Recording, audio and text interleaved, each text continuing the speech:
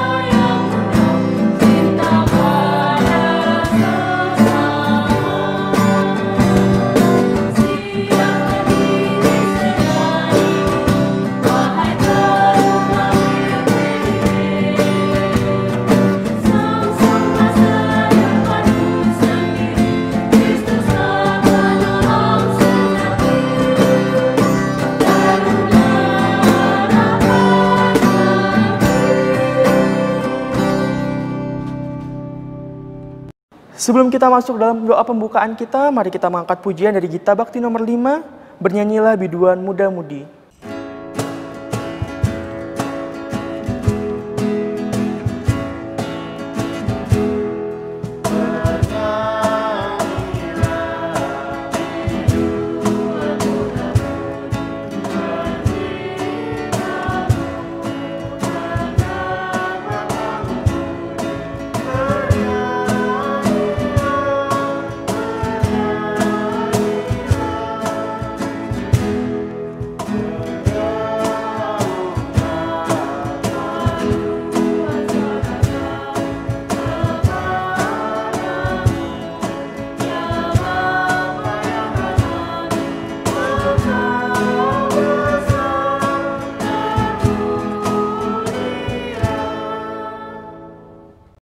Ya adik-adik, kita masuk dalam doa pembukaan, mari kita satu dalam doa. Tuhan Yesus, terima kasih Tuhan atas kasih karunia-Mu Tuhan. Di tengah-tengah pandemi ini kami masih bisa beribadah Tuhan meskipun lewat online. Kiranya Engkau berkati ibadah kami Tuhan dari awal, pertengahan hingga pada akhirnya. Berkati juga pelayan firman akan menyampaikan firman-Mu Tuhan, sertailah adik-adik Tuhan selama proses ibadah ini Tuhan. Kiranya adik-adik tetap fokus untuk mengikuti ibadah ini. Dalam nama Tuhan Yesus kami sudah berdoa dan mengucap syukur. Haleluya, amin. Ya adik-adik, kita akan masuk dalam Mazmur Pujian. Adik-adik, Mazmur Pujian kita pada pagi hari ini terambil dari Mazmur pasal yang ke-67 ayat yang pertama hingga ayat yang ke-8. Kakak ulangi ya, dari Mazmur pasal yang ke-67 ayat yang pertama hingga ayat yang ke-8, kakak akan bacakan. Di bawah perikop nyanyian syukur karena segala berkat Allah. Untuk pemimpin biduan dengan permainan kecapi, Mazmur nyanyian. Kiranya Allah mengasihani kita dan memberkati kita. Kiranya Ia menyinari kita dengan wajah-Nya, supaya jalan-Mu dikenal di bumi dan keselamatan-Mu di antara segala bangsa. Kiranya bangsa-bangsa bersyukur kepadamu ya Allah. Kiranya bangsa-bangsa semuanya bersyukur kepadamu. Kiranya suku-suku bangsa bersukacita dan bersorak-sorai, sebab Engkau memerintah bangsa-bangsa dengan adil, dan menuntun suku-suku bangsa di atas bumi. Kiranya bangsa-bangsa bersyukur kepadamu ya Allah. Kiranya bangsa-bangsa semuanya bersyukur kepadamu. Tanah telah memberi hasilnya, Allah kita memberkati kita. Allah memberkati kita, kiranya segala ujung bumi takut akan Dia. Demikian Mazmur pujian kita, adik-adik dipersilakan untuk duduk. Sebelum kita masuk dalam firman Tuhan, mari kita mengangkat pujian dari Gita Bakti 244, Bapa Engkau sungguh baik.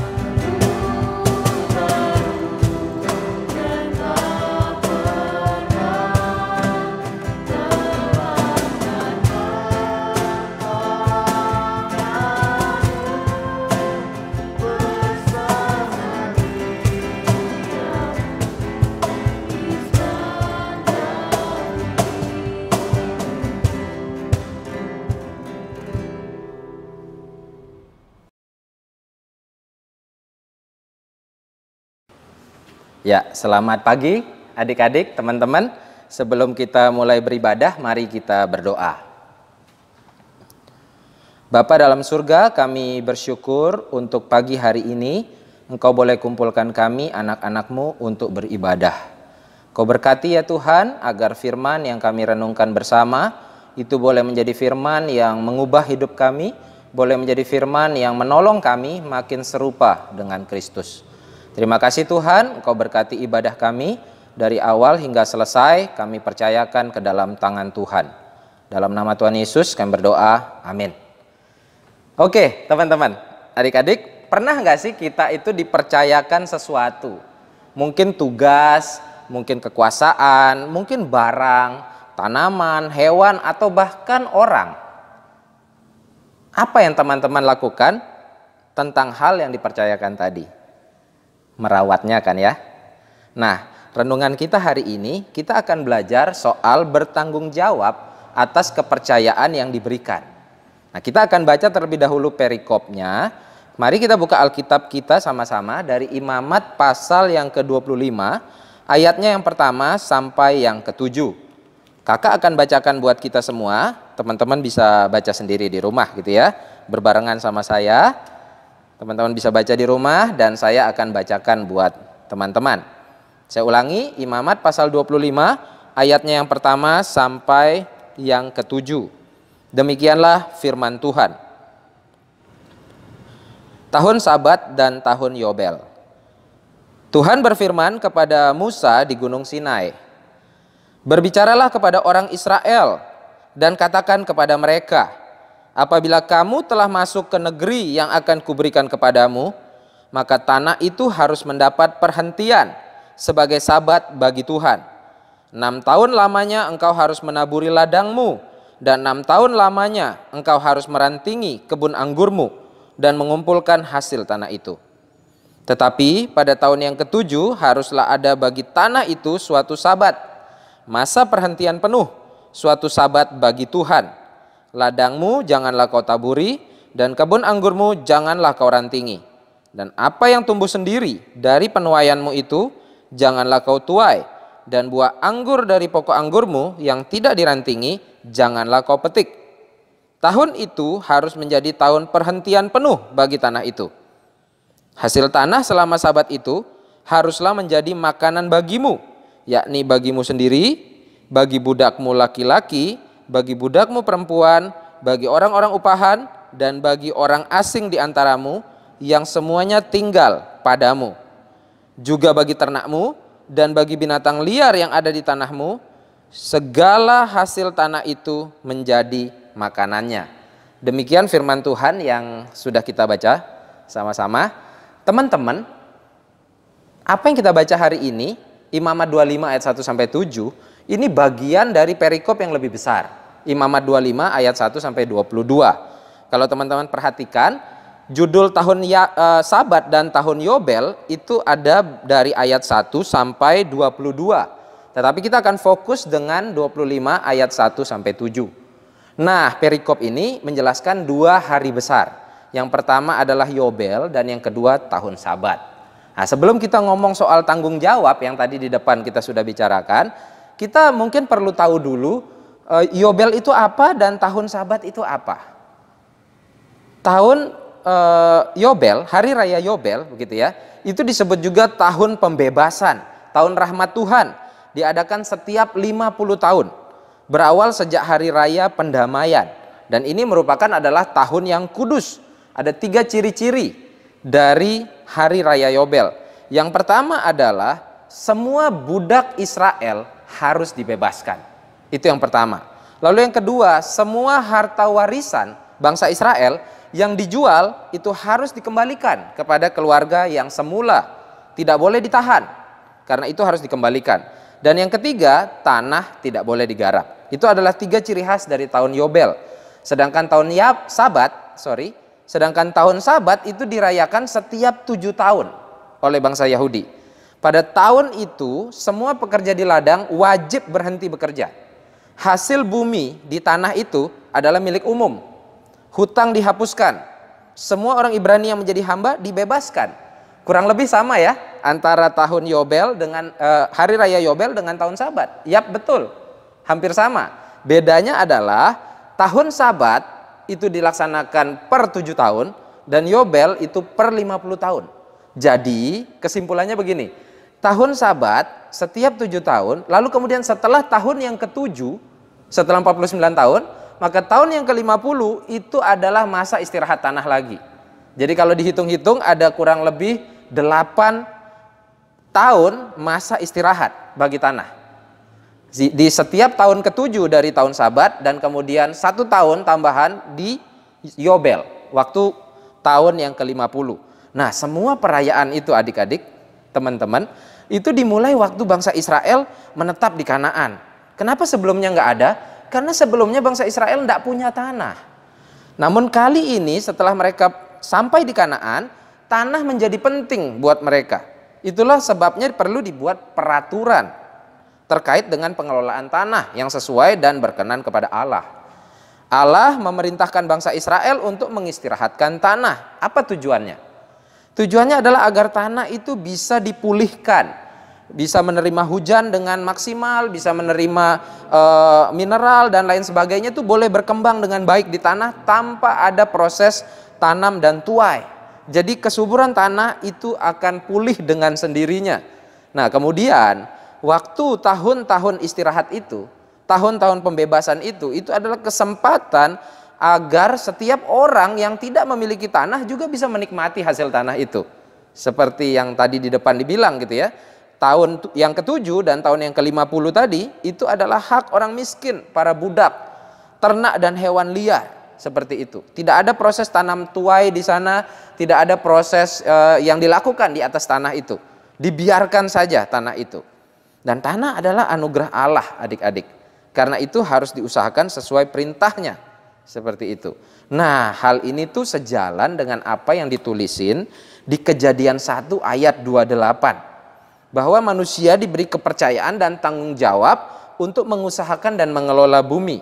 Catat ya, mengusahakan dan mengelola bumi ini adalah sebuah kepercayaan, sebuah tanggung jawab. Itu artinya kita harus memanfaatkan alam, memanfaatkan bumi ini, tetapi juga perlu dirawat. Bukan dipergunakan seenaknya. Dan ini juga mengingatkan bahwa alam dan tanah itu kita bukan pemiliknya. Kita hanyalah pengelola, adik-adik. Yang menjadi pemiliknya adalah Allah itu sendiri. Nah, mari kita lihat keadaan alam masa-masa ini ya. Masa-masa kita saat ini. Bukankah terlalu banyak kita menemukan ada kerusakan alam? Ada penebangan hutan, pembakaran hutan, penambangan liar, dan banyak sekali hal-hal yang lainnya. Apa akibatnya? Ada banjir, longsor, pemanasan global, polusi udara, dan tanah menjadi rusak. Betapa mengerikannya alam setelah mengalami ini semua. Belum lagi lihat saja tindakan-tindakan yang mungkin tidak sadar kita lakukan. Contoh, bagaimana dengan kita membuang sampah plastik? Dalam satu hari ada berapa sampah plastik yang dihasilkan dalam rumah tangga? Dan waktu kita pergi ke sebuah toko mart tertentu, biasanya waktu kita pergi enggak bawa kantong plastik kan? Atau kantong kain begitu. Lalu kemudian waktu kita berbelanja dapat kresek kan? Teman-teman, waktu kresek itu kita bawa pulang, pertanyaannya sekarang begini. Ada berapa banyak kresek yang ada di rumah kita? Dan pertanyaannya berikutnya adalah bagaimana cara kita membuang sampah plastik itu? Seringkali kita tidak pikirkan, bukan? Belum lagi soal buang sampah sembarangan. Saya secara pribadi menemukan terlalu banyak orang yang membuang sampah itu tidak perlu mikir 2 kali. Buang saja. Bahkan kalau di masa pandemi ini, coba adik-adik perhatikan bagaimana dengan sampah masker. Sampah medis itu begitu melimpah gara-gara pandemi. Pertanyaannya bukan soal pandeminya, tapi kenapa kita bisa menemukan sampah medis yang terbuang begitu rupa tanpa melalui proses yang benar? Ya karena kita bisa jadi tidak peduli. Lalu bagaimana dengan penggunaan air yang berlebihan? Sadar nggak sih adik-adik? Itu semua merusak alam. Dan pada waktu kita merusak alam, ada dua hal yang terjadi pada diri kita sebenarnya. Sadar atau tidak sadar. Yang pertama adalah kita melawan Allah. Karena Allah memerintahkan kita untuk menggunakan dan merawat. Bukan menggunakan dan menghancurkan. Lalu yang kedua adalah kita merusak masa depan kita sendiri. Tuh, kok bisa? Oh bisa, karena saat alam rusak, maka itu akan mengakibatkan banyak bencana. Banjir, longsor, kekeringan, suhu bumi meningkat, kelaparan, dan tadi kita sudah sebut di depan. Banyak sekali hal-hal yang diakibatkan kerusakan alam. Dan bukankah kita ada di alam semesta ini? Artinya kalau bumi ini rusak, maka kita juga kena dampaknya kan? Kita juga akan terkena dampaknya. Jadi yang pertama adalah karena kita melawan Allah, kita melanggar perintah Allah yang jelas-jelas dikatakan memerintahkan untuk menggunakan dan merawat. Lalu yang kedua, kita juga akan kena dampaknya secara langsung ataupun tidak langsung. Mungkin kita bisa bilang begini, yang banjir di luar sana kok, saya nggak kena. Oke, yang longsor di sana, rumah saya aman. Tunggu saja gilirannya. Paling tidak pemanasan global semakin panas hari-hari ini. Itu semua karena kita tidak bisa merawat alam dengan baik. Jadi kita perlu bersyukur dengan anugerah Allah yang sudah mempercayakan alam kepada kita. Caranya adalah kita perlu bertanggung jawab. Dan itu artinya termasuk merawatnya. Ingat pertanyaan tadi di depan? Bagaimana kalau kita dipercayakan sesuatu, barang, seseorang, bukankah kita harus merawatnya? Sama seperti itu adik-adik. Alam pun adalah kepercayaan yang Tuhan berikan kepada kita. Maka kita perlu merawatnya secara bertanggung jawab. Jadi apa yang bisa kita lakukan kalau begitu adik-adik? Sebagai aplikasi kita, sebagai seorang teruna, apa yang bisa kita lakukan? Ada 3 hal yang kakak bisa bagikan. Yang pertama, ingatlah bahwa kita bukan pemilik. Kita adalah pengelola. Artinya kita perlu bertanggung jawab dengan apa yang Allah percayakan. Lalu yang kedua, kita perlu merawat tanah dan alam supaya bisa digunakan. Bukan untuk kepentingan kita sendiri saja, tetapi untuk kepentingan bersama. Itulah sebabnya negara ini membuat aturan bahwa hal-hal yang berkaitan dengan kepentingan orang banyak dikuasai oleh negara. Apakah itu artinya negara ingin mengeksploitasi alam untuk kepentingan negara? No. Tapi negara ingin mengerjakan, mengembangkan, mengusahakan alam untuk kepentingan masyarakatnya. Itulah sebabnya dikuasai oleh negara, bukan perseorangan. Jadi kita perlu merawat agar kita tidak mencelakakan diri kita sendiri dan juga orang lain serta ciptaan lain. Dan yang ketiga aplikasinya adalah mari kita belajar bersyukur untuk anugerah alam yang sedemikian luar biasa dalam mencukupi segala kebutuhan kita. So, kita rawat alam ya. Kita rawat tanah yang sudah Allah percayakan bagi kita. Terima kasih adik-adik, mari kita berdoa. Bapa dalam surga, kami bersyukur karena Engkau adalah Allah yang begitu baik bagi kami. Engkau menyediakan alam yang sedemikian kaya, alam yang sedemikian indah, alam yang bisa kami gunakan, yang bisa kami manfaatkan untuk kepentingan kesejahteraan kami. Terima kasih Tuhan, ajar kami menjadi orang-orang yang bertanggung jawab, yang tidak hanya sekedar menggunakan alam untuk kepentingan kami, tetapi kami boleh menjadi pribadi yang menggunakan alam, tetapi juga merawat alam. Agar alam yang indah yang Tuhan percayakan kepada kami ini boleh terus terjaga, boleh terus terawat. Agar alam ini boleh menyejahterakan tidak hanya kami, tetapi seluruh ciptaan di alam semesta ini. Terima kasih Tuhan. Biarlah kami boleh terus belajar bersyukur untuk setiap hal yang Tuhan kerjakan melalui kami dan alam ini. Tuhan, kami juga mau belajar bersyukur untuk setiap hal yang Tuhan percayakan dalam hidup kami. Agar kami menjadi pribadi yang lebih bertanggung jawab hari ke hari. Makin serupa dengan Kristus hari demi hari.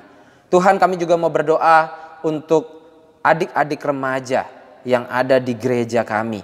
Tuhan, Engkau tolong mereka. Di masa-masa pandemi ini adalah masa-masa yang berat, masa-masa yang penuh dengan kebosanan, masa-masa yang penuh dengan tantangan, Tuhan tolong agar adik-adik remaja boleh terus dekat dengan Tuhan, boleh terus belajar firman, boleh terus semangat di dalam proses belajar, boleh terus bertumbuh walaupun di rumah saja.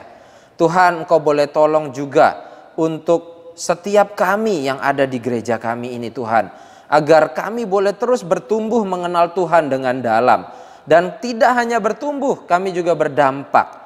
Kami boleh menjadi agen-agen pendamaian, kami boleh menjadi agen perubahan bagi bangsa ini, bagi daerah ini. Tolong gereja kami agar boleh terus makin mengenal apa yang Tuhan mau, dan boleh mengerjakan dengan bayar harga lebih untuk nama Tuhan dipermuliakan. Kami mohon ya Tuhan, agar gerejamu boleh sungguh berdampak bagi daerah ini, boleh makin jadi berkat di daerah dan bahkan bangsa kami. Engkau berkati setiap orang-orang yang melayani di gereja ini Tuhan. Engkau berkati setiap orang, dari yang terlihat, yang melayani di depan umum, sampai orang-orang yang di belakang layar, orang-orang yang tidak terlihat, orang-orang yang mungkin tidak dikenal oleh banyak orang. Engkau berkati setiap kehidupan mereka, agar hidup mereka boleh Tuhan berkati dengan damai sejahtera, sukacita yang daripada Tuhan.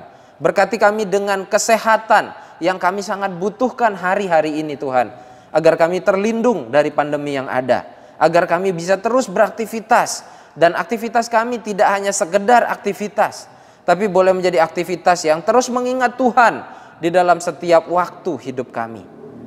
Terima kasih Tuhan untuk firman yang boleh mengingatkan kami, agar kami boleh terus bertanggung jawab dengan setiap anugerah yang Tuhan percayakan. Terima kasih ya Tuhan, dalam nama Tuhan Yesus kami menyerahkan ibadah kami ini ke dalam tangan Tuhan. Dalam nama Tuhan Yesus kami berdoa. Mari kita bersama-sama berdoa doa Bapa kami. Bapa kami yang di surga, dikuduskanlah namamu. Datanglah kerajaanmu, jadilah kehendak-mu di bumi seperti di surga. Berikanlah kami pada hari ini ya Tuhan makanan kami yang secukupnya, dan ampunilah kami akan kesalahan kami, seperti kami juga mengampuni orang yang bersalah kepada kami. Dan janganlah membawa kami ke dalam pencobaan, tetapi lepaskanlah kami daripada yang jahat.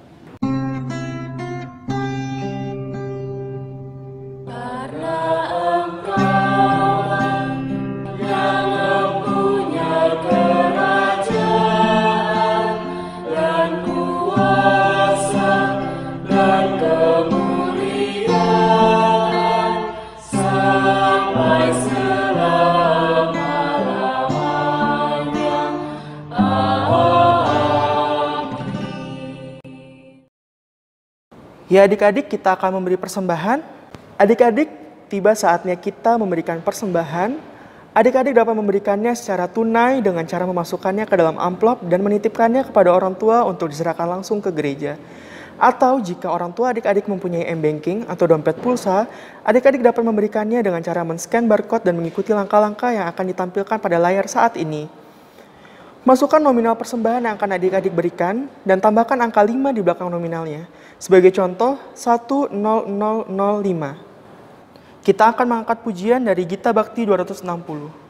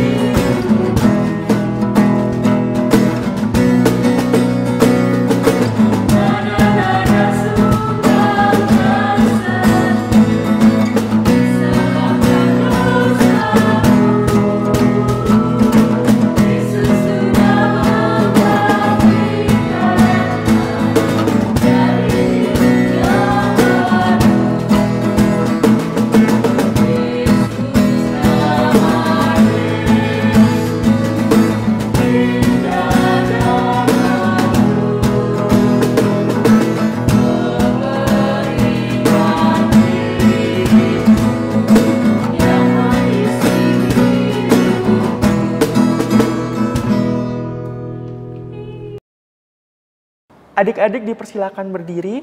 Kita masuk dalam doa persembahan. Mari kita satu dalam doa.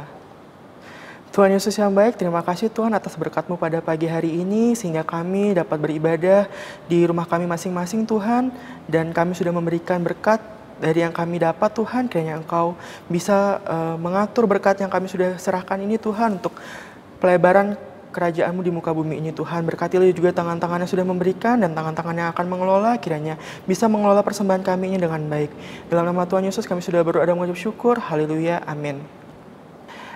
Adik-adik dipersilakan untuk duduk. Kita akan masuk dalam Warta PT. Warta PT pada pagi hari ini saya ucapkan terima kasih kepada pelayan firman kita beserta kakak-kakak yang sudah membantu proses kegiatan rekaman online kita.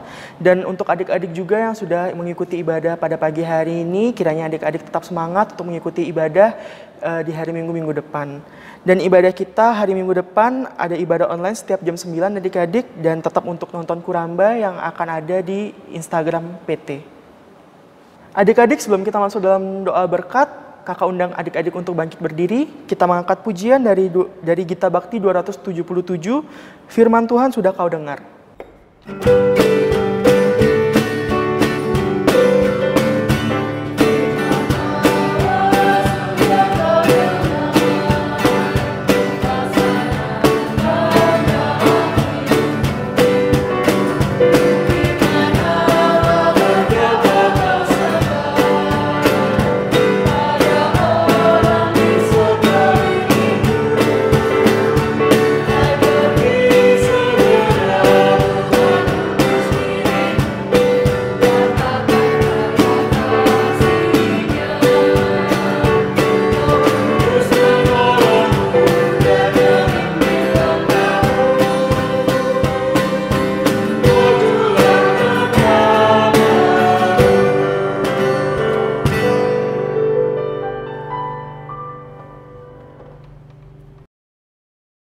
Mari kita tutup ibadah ini dalam doa. Tuhan, terima kasih untuk firman yang Tuhan berikan untuk kami renungkan pada hari ini. Biarlah kami pulang, tidak pulang dengan hanya mengisi kepala kami, tapi pulang untuk melakukan firman. Terima kasih Tuhan, dalam nama Tuhan Yesus kami berdoa, amin. Mari kita terima berkat Tuhan. Angkatlah hati dan arahkan pikiranmu kepada Tuhan, serta terimalah berkat-Nya. Tuhan memberkati engkau dan melindungi engkau. Tuhan menyinari engkau dengan wajah-Nya dan memberi engkau kasih karunia. Tuhan menghadapkan wajah-Nya kepadamu dan memberi engkau damai sejahtera.